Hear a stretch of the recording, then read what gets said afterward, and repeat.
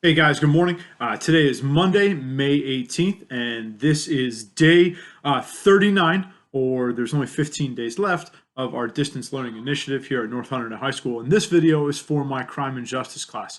Good morning, guys. Hope you all had a great weekend. Obviously, we had some really nice weather this past weekend, so hopefully everybody got to be outside and enjoy it. We got some great news noted that the New Jersey beaches are going to be opening up this weekend, so hopefully all of you guys can try and take advantage of it and have a great Memorial Day weekend. The assignment for this week is we're going to start the O.J. Simpson case. Okay, so we only have 3 weeks left, and I'm pretty much sure that at this point, majority of you are just kind of waiting for this all to be over. And if you're a senior, this has been obviously not how you wanted it to go. So with these last 3 weeks here, figure we'll do something fun, probably one of the better parts of the class, and talk about one of the more relevant cases in the last 25 years that still impact us today. And that is going to be the O.J. Simpson case. And the reason why we study the O.J. Simpson case is not only because it helps us a lot when it comes to the trial procedure, how criminal trials work, the arrest to appeals process, all of that, but it also takes into account the social climate of the time. The early 1990s, when O.J. Simpson was arrested, was right after the Rodney King beating in the LA race riots. And so there was a lot going on. And prior in O.J. Simpson's playing career, when he was at USC and he was a football player there, he had won the Heisman Trophy, he was about to go to the NFL, he was a major figure. And during that time, African American athletes were protesting and not attending the Olympics because of racism. And so when they asked O.J. Simpson to join in, he declined. And he said that he's just O.J. Simpson. He's not African American. He's not white. He's not this. He's not that. He's just himself. And he only kind of wants to concern himself with those things. And he never really got political. If you're someone who's just been watching The Last Dance, the Michael Jordan documentary over the last 5 weeks, Michael Jordan was the same way. He really didn't get involved in politics, just kind of focused on himself and things like that. So the reason why I bring the O.J. Simpson USC story up is because, well, you're going to see that going into, the O.J. Simpson case, racism and racial injustice and profiling between the LAPD and African Americans is something that is going to be tantamount in O.J. Simpson's defense. And so it really is kind of important to understand the social climate of the time. If you have never, ever heard of Rodney King or the LA race riots, I really implore you to kind of look into it and check it out. I know during the school year I had mentioned to you guys, if you knew who Sublime was, Sublime obviously wrote a song about how they stole all of their band's equipment that they made one of their albums with during all of the looting and the riots during the LA race riots. So these are things that I think you guys might find pretty interesting. So with that being said, what I'm going to do is this. This week, I'm going to assign you the first 2 episodes on Netflix of The People versus O.J. Simpson. Now, I know that based on the survey, and I know not everyone filled out the survey, but if you don't have Netflix, that's fine. You don't need to watch this. You can just read the PowerPoints and be done with it, or you can Google it, look it up, read about it, whatever you would like. But if you're someone who is got time on your hands and you're looking for things to do, I think The People versus O.J. Simpson, it's 10 total hours, right? So there's 10 episodes. In class, we would never watch all 10. I will let you know which ones that we're going to watch. And my game plan is that each week or each time I'm going to assign you guys a couple episodes, then I'm going to put out a video talking about some of the misconceptions from those episodes, what's real, what's not real. I just do all of the stuff that I would normally do in class, like stop the video, have a conversation, talk to you guys about what everything means and who all these people are. Okay, so for this week, what I would like you to do is I would like you to read the PowerPoint that I've given you. So I've given you a PowerPoint that is just on the background of all of these individuals, right? And so it's going to let you know who the victims are. Okay, we'll talk a little bit about O.J. Simpson. We're going to talk about the Dream Team, things like that. So the first 2, even 3 episodes, you can watch first 3. We'll do the first 3. First 3 episodes give you background about the crime that was committed, the day that everything happened, right? When OJ was arrested, with the night of the murders, all of that stuff. And it gets you all the way to the assembling of what we call the Dream Team. So if you're watching this video, do me a favor. Hit pause, well, better yet, sorry. If you're watching this video, do me a favor. You're going to go to Google Classroom. You're going to open up the PowerPoint that says Simpson case background. Okay. You can hit pause now while you go do that. When you come back, I'm actually just going to go over the PowerPoint with you and talk to you a little bit about each individual person. So this way you kind of can follow along and you can see who and what I'm talking about. Okay. So hit pause, come right back. Okay. And we'll get started. All right, welcome back. So what we're going to do is we're going to talk about the O.J. Simpson case, okay? So O.J. Simpson, okay, was a professional football player for the Buffalo Bills. He's a Hall of Famer, one of the greatest players ever to play the game, who also just so happened to be acquitted of 2 first-degree murder charges of his ex-wife, Nicole Brown Simpson, and another person named Ronald Lyle Goldman, okay? And so we'll talk a little bit about them. So if you're looking at the PowerPoint, the first slide talks about Nicole Brown Simpson, okay? So Nicole Simpson, she worked as a waitress in Beverly Hills. She came here when she was about 18. She met O.J. Simpson. They started living together when she was 19 years old. Okay, they got married shortly thereafter that. And then they were divorced in 1992. Okay, so they were married for about 7 or 8 years before they got divorced. Okay, now O.J. Simpson was married prior. O.J. Simpson was married when he was in USC. He had children with his first wife. He also had children with Nicole Brown Simpson. Okay, and so Nicole was she was O.J.'s wife. She was very popular, obviously, in the LA scene. Now, their family lived in a town called Brentwood. Okay. Now, Brentwood is outside of LA. It's a very, very wealthy area and things like that. It's affluent. It is not urban at all. It's very suburban, if anything. Now, most of you guys, I'm sure, know the Kardashians.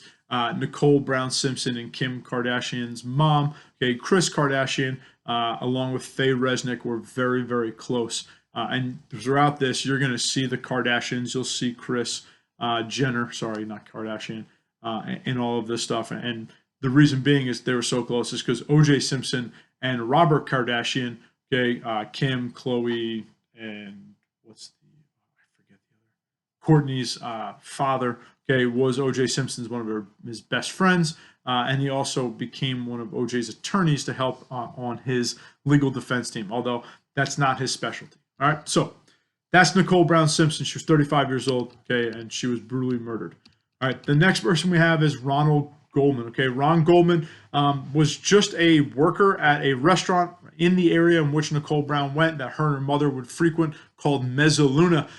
There are rumors and speculation that Nicole Brown Simpson and Ron Goldman had some type of romantic relationship. On the night of the murders, okay, Ron Goldman just happened to bring by a pair of sunglasses that Nicole Brown Simpson's mom left at the restaurant that day. Showed up late at night. And so what police say is that Ron Goldman was there. The person who murdered Nicole Brown Simpson and Ron Goldman was also there. There was a confrontation between the two, and then Ron became a victim as well. As you go through the PowerPoint, we look at some of these awesome crime scene photos. You'll be able to kind of a little bit understand the placement and how things worked out. Just to add to that, on the night of the murder, when they went into Nicole Brown Simpson's home, there was a bath drawn with candles. Nicole Brown Simpson seemed like she might have been expecting somebody. I'm not really sure. Okay, but again, that kind of fuels the whole speculation between Ron Goldman's relationship and Nicole Brown Simpson's relationship. But for the most part, people believe it's just kind of bad timing for Ron Goldman. All right. Next slide is O.J. Simpson. I told you all about him already. I gave you his background story, talked to you about his first wife, Marguerite Whitley, and their children. Okay, so he has a number of children. He has Aaron, who she died. She was deceased, rather, from the first marriage. Okay, you have Arnell, who was living at that time with O.J. She's 25 years old. You have Jason, who is 24. Again, they were all living together. And then they were all from the first marriage. Okay, then the younger children, okay, Justin and Sydney were children that O.J. had with Nicole. Okay, so again, this is a pretty large family. Justin and Sydney were in the house with Nicole Brown Simpson the night of the murder. All right. So that's that. So let's go to the next slide. Okay, the next slide just kind of gives you an idea of where O.J. Simpson's house was in relationship to Mezzaluna and Nicole Brown Simpson's condo. Again, this is all in Brentwood, so it's all relatively local and close together. Okay, now for the classic. Now, I've kept this slide in here because I don't know if Mr. Flynn made this himself, but this Microsoft Paint workup of Bundy Drive. So this is the crime scene. This is Nicole Brown Simpson's condo. This is tremendous, right? I really don't know what else to say other than let's just move to the next one. Okay. Oh yeah, I'm sorry, it got taken out. Okay, so if you look at the crime scene, okay, on the right hand side you see Ron Goldman's body. Those are bushes there. That's a pathway, an alleyway into the back of the house. Okay, and then they found Nicole Brown Simpson's body as well. I think I have a better picture in the PowerPoint to give you a better idea of what you're looking at here. When they found Nicole Brown Simpson and they found Ron Goldman, okay, it was pretty much outside of their house. A dog found them on a walk with its owner. It got covered in blood and stuff like that. And then that's how someone found him. But the crime scene photos were horrendous. Nicole Brown Simpson was stabbed so many times that she was virtually decapitated from the injuries, which, people who want to say that, O.J. Simpson was the one who did it. They talk about motive, alimony, child support, all this other stuff. They could just talk about like rage. So the overkill factor in it. So these are all things that you'll come across if this is something you guys find interesting and you kind of look into on your own. All right, next one. The New York Times photo. Okay, this is the Simpson compound. This is a great photograph. When you are watching the Netflix series, especially the night of the murder, you're going to see all this stuff happen. You're going to see a limo driver pull up to the house. You're going to see that OJ's not there, all this other stuff. Okay, so let's look at it. All right, so we have you're always going to hear OJ's house referred to as Rockingham because it's on Rockingham Ave, right? It's on the corner of Ashford and Rockingham. Okay, and it's this massive compound. All right, and so when you look at it here, okay, you can see his home. Now, OJ had people living with him. He had his daughter, Arnell, living with him, and he had his friend. His name is Cato Kalin. For your generation, I always like to describe Cato Kalin as somewhat of a meme, a little bit, like he's hilarious. He was the butt of many, many late-night jokes during this time. Good-looking dude, just very aloof, and you'll see they portray him a little bit in the show, but he was pretty much... He was tremendous. If this happened during the era of social media, Cato Kalin would have been a star. All right, so when we look at that home, Cato Kalin actually described that he heard loud noises during the night and he thought there was an earthquake when police went to his home. Later on, O.J. Simpson was asked about this and he said he was angry or he was hitting golf balls off the back of his house, whatever it might be. Okay, but Cato Kalin lived there as well as Arnell. Okay, and then you can see the main compound. Where the Bronco is parked on the front of Rockingham, the Bronco was kind of parked a little bit awry. It was kind of up on a corner, and this is the Bronco where detectives, when they inspected the home or came to the home of O.J. Simpson the night of the murder, noticed that the Bronco was there and it was covered in blood. The second they saw blood on the Bronco, they got concerned that O.J. Simpson was in trouble as well, and that's when they're going to see detectives actually illegally enter his property just to notify him. When they enter the property and they're looking around, they found the glove, right? And so you can see where the bloody glove was, just again, outside of Cato Kalin's room where he heard that loud noise, okay? Found the bloody glove there. Once they found the bloody glove, they noticed that the home or Rockingham was actually a crime scene. So they had to go back out. They didn't touch anything. They didn't log anything in the evidence, anything like that. They were there to, as a courtesy to O.J. Simpson to make sure he was okay. And then it turned out to be a crime scene. Okay, so this is all stuff that you guys are going to watch in the first 3 episodes of the Netflix series. All right, let's go to the next one. This is a tremendous early 90s graphic from CNN. If you look at it, you can't imagine where we've come from here. But this talks about the blood stains everywhere and shows you all the yellow dots are where they did find blood samples inside of O.J. Simpson's vehicle. Okay. The next picture is the location or the finding of the bloody glove at Bundy Drive, okay, near the crime scene. The photo after that, D is the one at Bundy, E is the one that is found at OJ's house. The slide after that is DNA. And the slide after that is a picture of the great escort. I'm not even going to call it a chase because it was a low-speed escort from police on the 405 in San Francisco. Wow, sorry, out in California, not in San Francisco. Out in California on a Friday afternoon. Probably haven't been able to see that road traffic free up until recently with all of the quarantines and the stay-at-home orders. All right, so that's all interesting stuff. Got OJ's mugshot. Okay, and then we're going to go to the Dream Team. Okay, so the Dream Team. The Dream Team is the name that they use for all of the lawyers that OJ Simpson is going to hire. And it's a very interesting and kind of eclectic arrangement, if you will, but it is the best lawyering that money can buy. So we'll start and we'll talk about the order that everybody was hired in. So it first starts with Robert Shapiro. Okay, if any of you own a business, an LLC, or have a family that do, and they've gone on LegalZoom, that's Robert Shapiro. He's the guy who started LegalZoom. He's just making crazy money from that. But Robert Shapiro was the first lawyer that O.J. Simpson hired, and that was based off the recommendation of Robert Kardashian, and that's because he was just the biggest name in Hollywood at that time. The thing about Robert Shapiro, though, is he's not an experienced trial attorney. He's more of the political guy, the guy that you go to settle and things like that. He's the one who's going to help you out based on the use of his connections. Okay, and so Robert Shapiro being hired, that kind of made people think that O.J. Simpson was going to plead guilty, at least at first. Once Robert Shapiro noticed all the evidence and realized that this case was kind of brutal, he had to find someone with some really good, criminal background, or at least criminal defense background and litigation experience. So he reached out to F. Lee Bailey. F. Lee Bailey was an attorney, a criminal attorney whose most famous case was the Sam Shepard case. We've talked about this a little bit in class.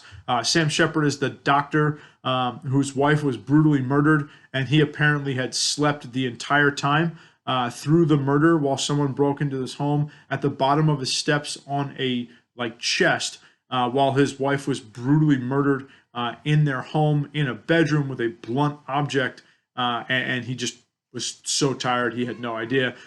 F. Lee Bailey is the one who got Sam off, with a not guilty plea.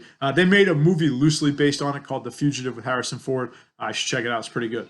Okay, but then they brought in F. Lee Bailey. Okay, F. Lee Bailey was the litigation chops, if you will. Okay, and then from there, they needed to consult with some more legal experts. So they brought in this guy named Alan Dershowitz. And if you've heard the name recently, he's very popular. Alan Dershowitz currently, I don't know if he advises or I think he advises the President of the United States, but he's considered, at least at the time, and currently considered to be one of the greatest legal minds in the country when it comes to criminal defense. He's a professor at Harvard. And so Alan Dershowitz, because he was on television all the time talking about this case, pretty much a move to get Alan Dershowitz to stop talking was to put him on the team. And so Alan Dershowitz became a consultant. After they got Alan Dershowitz, they brought on Barry Scheck. Okay, Barry Scheck is someone who's very, very important. At the time, DNA and DNA testing, DNA evidence was all brand new. The O.J. Simpson case is actually going to be one of the first landmark cases that is going to have DNA evidence in it. So they brought in the guy that's going to write the book on DNA evidence, and that's Barry Scheck. If you've heard his name before, he's the guy who currently runs the Innocence Project. Okay, the project that was used on the Making a Murder series, and it's a project that is there to try and overturn false convictions based on DNA evidence of death row inmates or inmates in general. So they brought him on to help consult on the DNA evidence because, as you're going to see in this, there is an absolute mountain of it. Okay, there is literally a blood trail that starts with O.J. Simpson's Bronco, goes right into his house, up into his bedroom. Okay, there's bloody socks. I mean, there's the bloody glove. There's everything. And so Barry Scheck's got the most important job of all because by today's standards, that's kind of tough to beat, right? We all understand what DNA is. In the 1990s, nobody understood it. So it was Barry Scheck's job to kind of tackle that. That's a pretty big order, pretty fascinating stuff. They actually don't talk too much about it in the series, but it's great. It's worth a read. He absolutely just dominates in the courtroom. Okay, and then to top it all off, they bring in the guy that they need to kind of drive this all home, and that is Johnny Cochran. Johnny Cochran is a big-time litigator. Okay, he's a huge name. He works with famous clients clients such as like Michael Jackson at the time and things like that. He's an activist in the African American community. He works for racial equality. I mean, he is the guy that is going to help the O.J. Simpson team kind of push home. As you're watching this and some of the recreations of this, I mean, Johnny Cochran is unbelievably charismatic. He knows exactly what to say. He connects unbelievably well with most people, including jurors. And so he was a home run. He was a home run. Did some of the greatest litigating in a courtroom during this time. Remember, we all saw it because it was on television every single day. I remember every single night at the dinner table with my parents, we would talk about the OJ case. Okay, I was only a kid. I was fascinated by it. So that is the dream team. That is the elusive team of lawyers that are going to help get OJ Simpson acquitted of 2 murder in the first degree charges. I know he's acquitted. Hopefully that wasn't a spoiler, but I mean, it happened in the 90s. Okay, so for the prosecution, you have 2 prosecutors that we're going to talk about. The first one is Marcia Clark. Okay, she is the lead prosecutor. Marcia Clark is an unbelievable trial attorney. Okay, she's tremendous. She has tons of experience. Believe it or not, she actually, so when you're a civil servant and you work in service like that, typically you see this in things like the FBI, CIA, State Department, stuff like that, that they only allow you to work in certain positions for so long, and then you either move up or move laterally or do something, but they get people moving. Okay, Marcia Clark was promoted to a supervisor. She actually asked for a demotion because she missed the courtroom. She loved being a trial attorney. So she gets the O.J. Simpson case, and then she brings on assistant district attorney, Christopher Darden, to help with the case. All right, they're very, very important. Marcia Clark is a tremendous lawyer. She's unbelievably well prepared, and she just pretty much happens to just kind of get railroaded by a number of circumstances. And then Christopher Darden, unfortunately, doesn't help, and we'll talk more about him later on. The judge that presides over the case is Judge Lance Ito. He's tremendous in terms of he provided a lot of late night comedy, but unfortunately, he let a lot of things slide in the courtroom that you probably wouldn't see happen from most judges, and that did unfortunately hurt the defense. All right, and then finally, we have our witnesses. 2 of the main witnesses we're going to talk about are Cato Kalin, who was home. We talked about him a little bit, and then Detective Mark Furman.